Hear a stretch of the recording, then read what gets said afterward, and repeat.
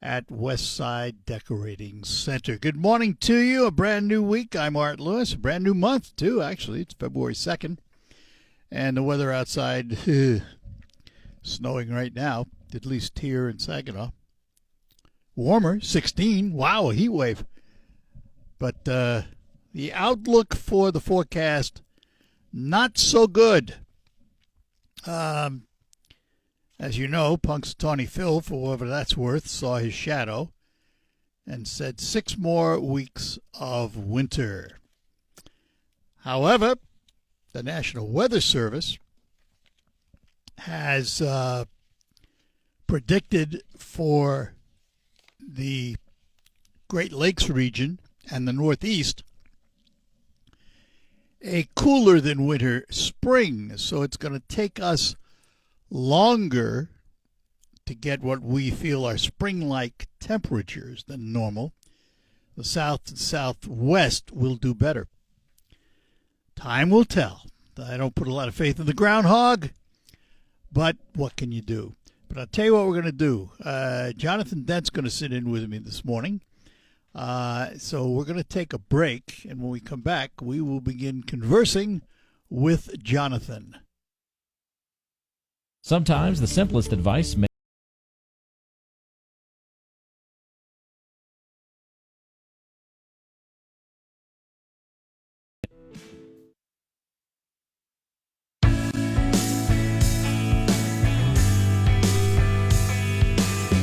All right, we're back with you on the Art Lewis Show. In studio with me, Jonathan Dent, who, by the way, from time to time in the future, you will be hearing doing just this. Good morning. Good morning. Did you pay attention to Punxsutawney Phil? No, well, other than what we talked about on the morning team. I know I don't have to pay attention because Charlie will keep us all up to date on it. That's right. The thing that I've been hearing, though, that this is an old Michigan winter. Well, that's what I've said that many times. Yeah. This is the way I remember when I moved here in '74. This is what winter was like. I mean, the last 10, 15 years have been different because they've been warmer and less snow. This is more like what I remember. I like this. Well, I can't go that far. Well, I like that it's a Michigan winter. It's better than the gray, slushy crud that we've been getting. Well, yeah, that's funny you say that because I appreciate Michigan winters because it's not as gray and slushy as what I grew up in. Yeah. New York City, when you had a heavy snow, because of the warmth of the ground and all the underground piping and everything, New York is dirty slush. Yeah. Dirty slush. You get some white snow on the grass areas depending how much grass there is where you are. But for the most part, the city is dirty slush. So my dad's from Buffalo, New York. And I remember when I was a kid, when we'd go out to visit his family, it's not gray, dirty slush up there. It is mountains of snow. Oh, it's mountains of white. It was like winter wonderland going to visit Grandma and Grandpa up there. Yeah.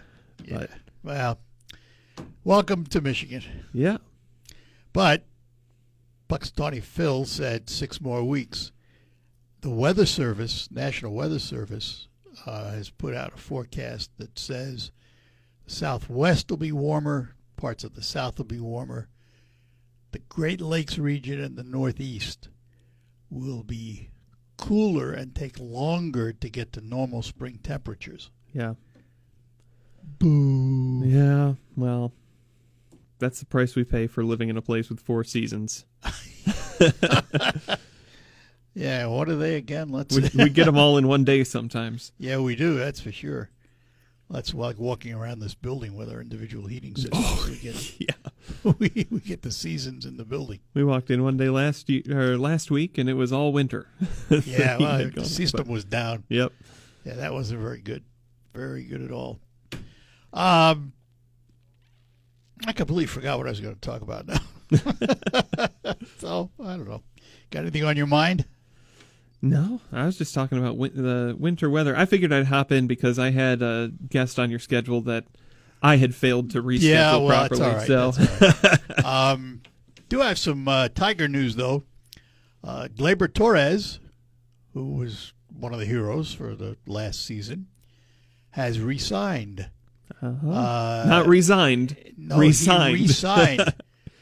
He planned to test free agency, but ended up signing a contract for $22.5 million, I think I read, for the year.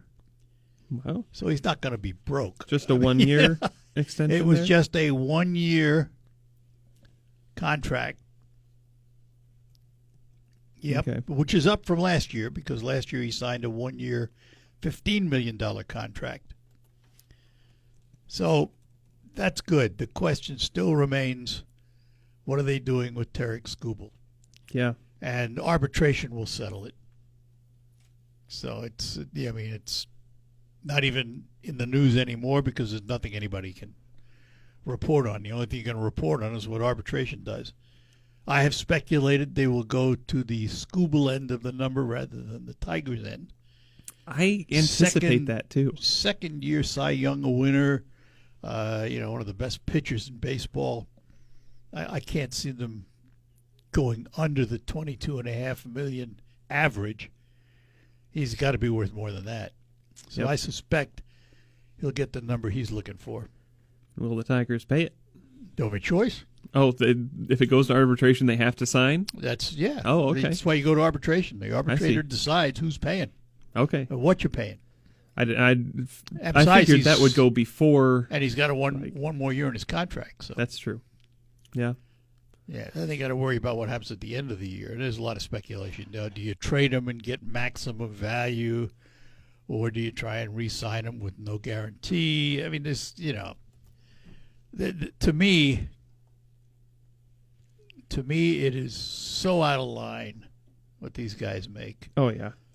But as Art Neal, the great sportscaster from TV5 of many, many years ago, once told me, hey, takes two people to negotiate. You get what you're worth. You get what you can negotiate. And from that, he's right. I mean, if some player says, I'm worth $40 million, and the owner says, yeah, you are, I'll pay you. Okay. That's what they're worth. That's what they're worth. Do I think it's worth it? No. Do I think these people are way overpaid and disappoint us regularly? Yeah. Do we still pay for the tickets to go to the games? Yeah. And do we buy products that advertise? Uh-huh. Yeah. Oh, yeah. We pay for it. We know we do, one way or another. But it just, to me, and now we have the NIL, and later on this week, I forgot what day, we're going to talk to tomorrow. The director of the Michigan High School Athletic Association Yeah. about their NIL for high school players. That blows me away that they're opening that up. Yeah. There's a lot of restrictions on that, though. I don't care. The fact that you really need that? High school? College is bad enough. Right now, I have said for many, many years, the big schools make millions of dollars on the backs of these players, and I think they probably should get some kind of compensation over and above the fact that many of them already get their scholarship. They get their education, their housing, all that stuff. So when the NIL came along, I was, okay, I'm neutral on that. If you got a likeness and you can make $1 million, go for it. The portal, though, is disgusting. Helps them chase the money down. The wherever portal it has is. made it all about money. Yep. No more loyalty to the school. It's all about money. Joe Blow's giving you $1 million more than whoever, Yep. and off you go. And I just think that's a terrible system. But I'm not surprised because I've had my issues with the NCAA over the years anyway. The good news that came out of the NIL from where I sit is that youngsters and I say youngsters respectfully, like our Saginaw Spirit players, are now eligible at the end of their OHL careers if they don't get drafted and get a major contract or a contract with a pro sport team, are eligible to play college hockey. Yeah. Now, it's been that way in Canada forever. But the NCAA looked at these players as professional because, realistically, it's hard to defend the fact that they're not professionals. They all come in with agents. They get stipends. They get their housing, their food, their schooling. They get a lot of things. So I understood it, but because of the way the NCAA is, I just didn't think it was reasonable or fair. Well, and I think everybody in the know had that decision kind of pegged from 5 years ago. They're like, okay, this is going to happen. Well, eventually. we knew the minute the NIL came along that Yeah. eventually it was going to happen. Yeah. Had to, because it changed the whole complexion of amateur athletics. And really, it's cool to see, especially for us with the Spirit. You look at players like Nick Sema, who got traded away, but he's a U of M commit. Yep. So he'll be back in Michigan, and it's not too much of a drive to go see U of M play. Nikita Klepov, who is one of I think he's rated 16th overall. Right. For first round. Yeah, for skaters. For this upcoming draft. He's a MSU commit. So it's fun that they get to stick around in the area for a little while. We had a couple guys go up to Lake Superior State University, which the other thing it does for a guy like Sema, for example, he's been scouted, but he didn't get drafted. He gets another chance. Yep. Because scouts go to the college games, the big college games particularly. So he gets another chance to be seen. in a really good program, In too. a good program. Absolutely. It may not be the OHL, but it's still a good program. There's still good skaters. Mm-hmm. So more power to him from that standpoint. But I just, I don't know. I've had issues with the NCAA and the way they structure their football championships. I mean, there's a whole bunch of things we could nail them on, but enough. So much for that. Well, while we're on sports, Yeah. and while we're on Detroit sports, we were talking about the Tigers. What about the Wings? I mean, a 3-game losing streak, not great, but it's the first time since November. Yep. Their winning record with 35-18-6. I was just looking at their stats, and it struck me that their goals for and goals against are the same, 171. It's just kind of a fun. That's gonna change tonight, but I would think. no. So, well, listen, I wish them well, but the team to talk about are the Pistons. Yeah. And I cannot talk about them because I know nothing, because I'm not a basketball fan. I don't watch. It's not that I have anything against it. It's never a sport I participated in and never got interested in. I played in high school, but I don't like watching it. Yeah, well, you're taller than I am. That's why I played in high school, and I wasn't very good either. But more power to them. It's great to see them riding a wave. I'd love to see them win a championship. Yeah. And it's been good for Detroit. I mean, our Detroit teams, the Lions were disappointing because they didn't make the playoffs, but they're still a much better team than we've had in a long time. So I'm hoping we get the Lions, get the Tigers in the playoffs. Could have 4 Detroit teams in the playoffs. Yeah. Maybe some champions out of that. You never know. Be exciting. All right. By the way, folks, since we didn't say this in the beginning, it is open phones. Whatever you'd like to chat about, 989-752-6111 will put you in touch. 989-752-6111. And we would love to chat with you. What else are you going to do on a snowy, cold winter day? I mean, other than go to work, obviously, if you work. It's like supposed we to have. clear up pretty soon, hopefully. Yeah, I hope so. It is going to be warmer this week, but warmer is relative. Warmer than 0 and 20s. Sub-zero 20s. wind chills. Yeah, that's not hard to do. No, not at all. All right, let's go to the phones here, talk to Carl in Saginaw. Carl, good morning. You're on with Art and Jonathan. Yes, good morning, Art and Jonathan. Morning. Speaking of the weather, a week ago Saturday, it was the coldest day we had. Yeah. I drove up Midland Road, and I was by Immerman Park, and my car showed minus 15 degrees. Yeah, I've heard that from a couple of people. Yeah, I've never seen anything close to that. And you're talking about Michigan winters the way they used to be. I grew up in Saginaw, and I don't remember ever 15 below zero. No, but that's an anomaly. But there were many, many winters where we had below zero temperatures. And in the last Yeah, 10, 15 years, you haven't seen much of that. It has been warmer and less snow. yeah, but we see like -1, -3, Yeah. something like that. I had the day you you know, had for a minus day or 15. two. The day you had minus 15, by the time I got up and went out, I had -8. So yeah, it's Okay. cold. No matter how you, It's I mean, cold. let's face it, the difference between minus 15 and -8 is very little. Cold is cold. Well, you say Yes. that. You think that at a certain point. Michigan gets me every year. It's like, oh, at a certain point, it can't feel colder than this. It can.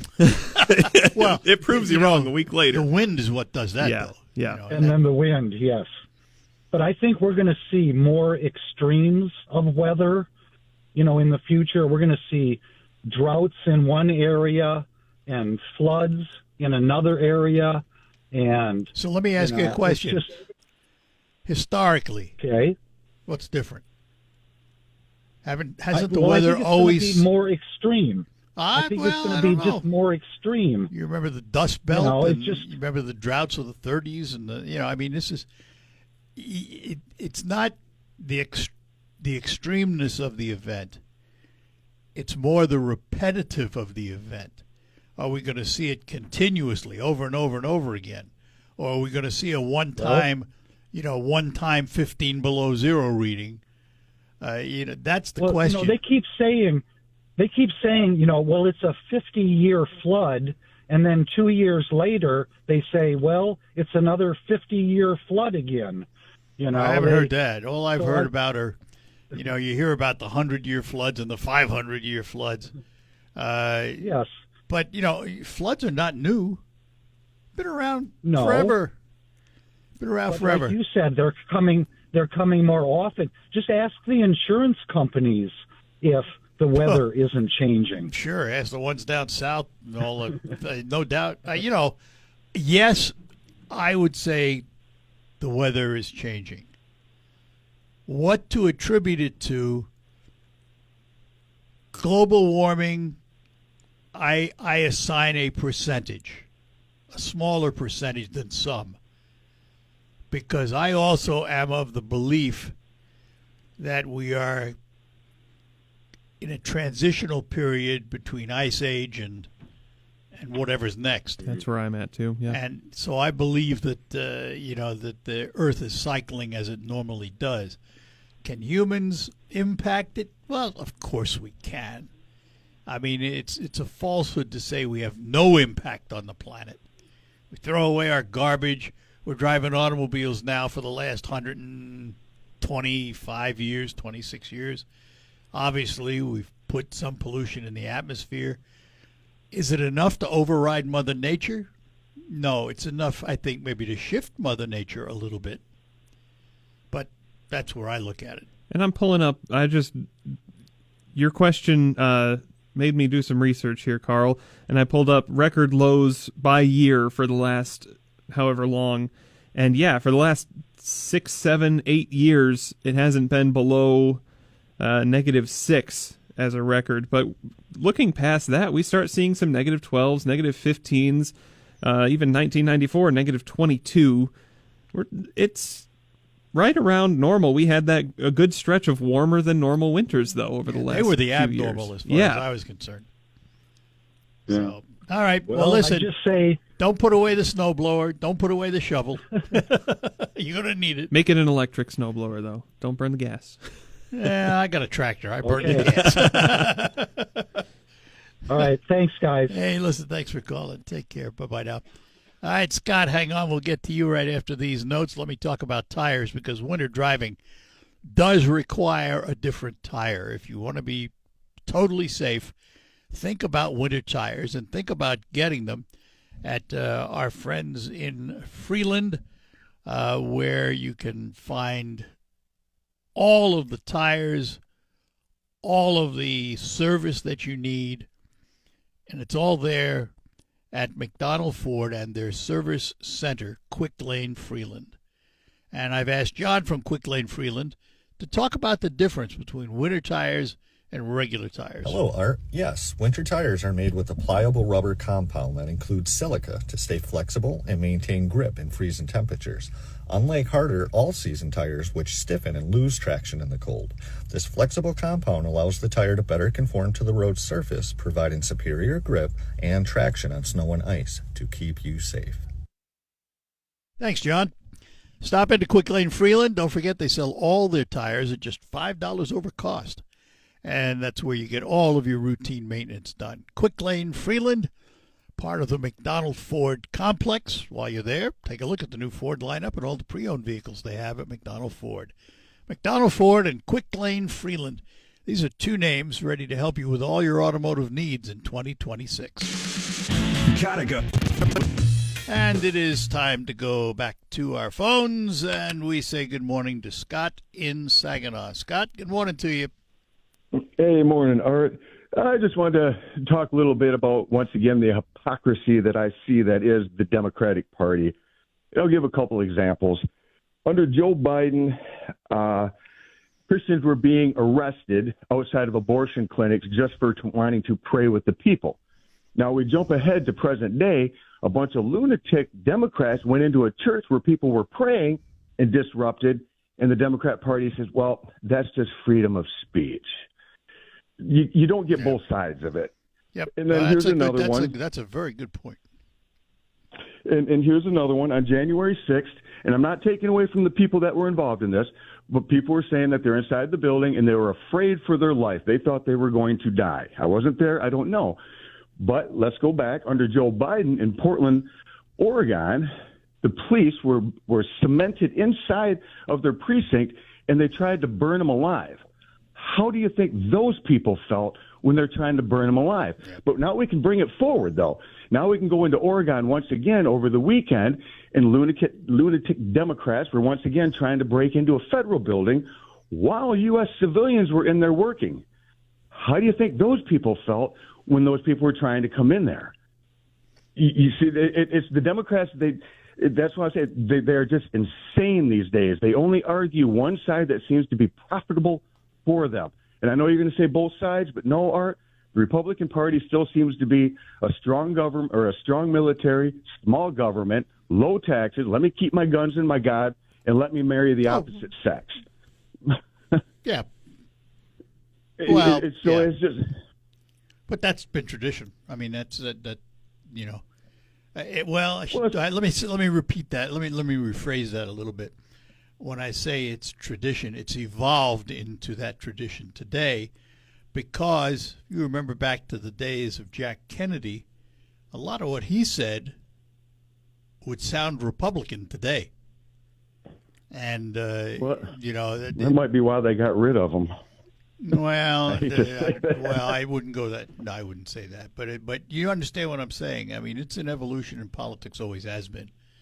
But as far as the protests go, yeah, I mean, it is a kind of a weird situation to say on one hand you can protest, on the other you can't.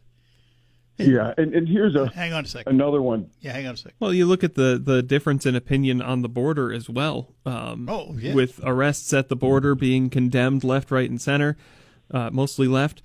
But under Obama, there was similar enforcement going on, and not a word about it.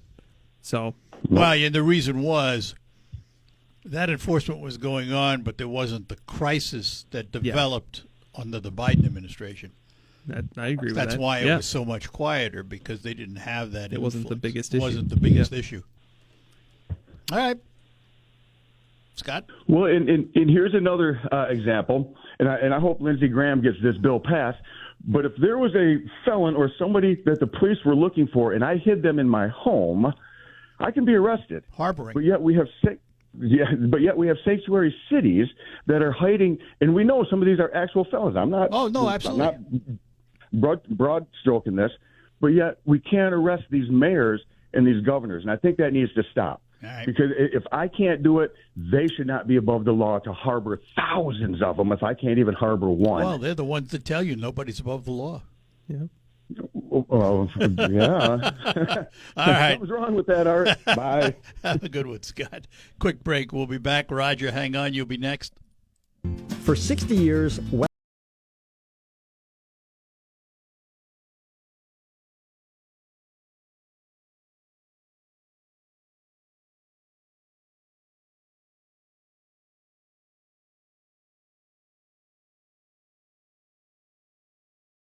Studio in Pinconning. Here's Kevin Ray sharing another straightforward insight on retirement planning. We had a guy come to one of my classes I had a long time ago, Walter, down in SVSU, and he says, all my beneficiaries up to date. We had another class. He said, do me a favor, just bring him back. He'd been married 28 years. He came back and he was raw red faced, and his wife says, go ahead, tell him the story. And I said, what? He goes, you were right. He had this job 30 years ago, so he made his parents the beneficiary. He got married 2 years later, forgot to update him. So for 28 years, his wife wasn't the beneficiary. Wow, but yet had all the confidence that everything was correct. Everything was correct. So that's, when you're talking about legal documents, you need to pull those out. You need to get them, looked at. All those things need to be put in place. Want to find out how prepared you are for retirement? Schedule a complimentary financial review with Kevin and the team at Insight Folios. Call 888-885-PLAN. That's 888-885-7526. Hey, I got you.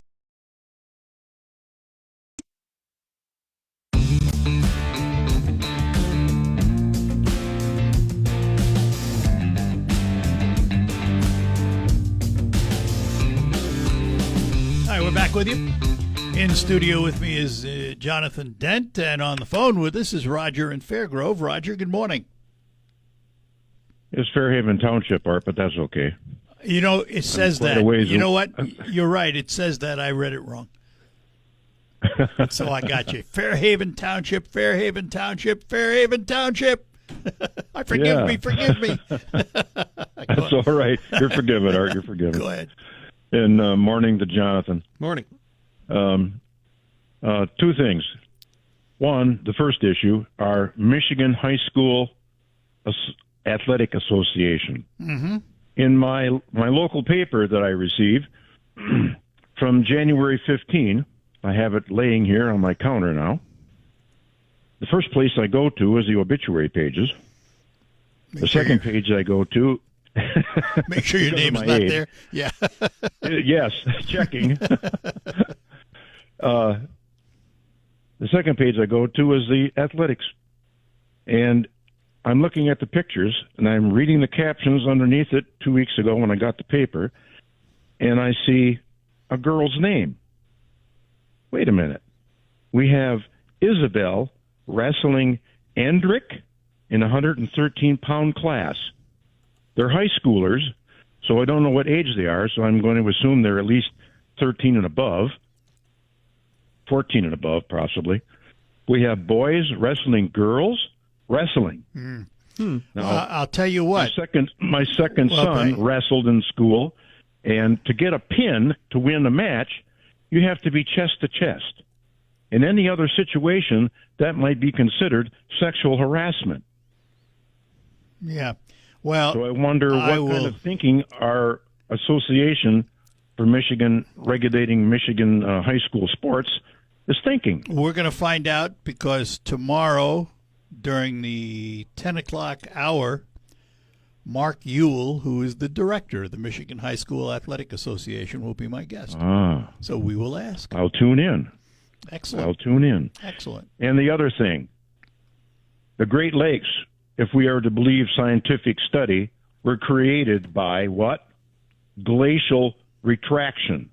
Mm-hmm. The weather on the planet has always changed. Yeah. It will always change. Mm-hmm. Well, that's true. The question, though, if we're going to be honest about a discussion about global warming, climate change, whatever you want to call it, we do have to acknowledge that since the Industrial Revolution, we have changed the atmosphere to a degree. To what degree and to how much impact that has is the question. And how irreversible is it really? Yeah.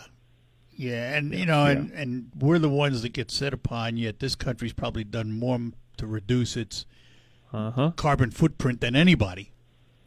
But yet they keep saying the United States, United States. Well, how about China, China, China? How about India? How about all the big ones that are pumping it out?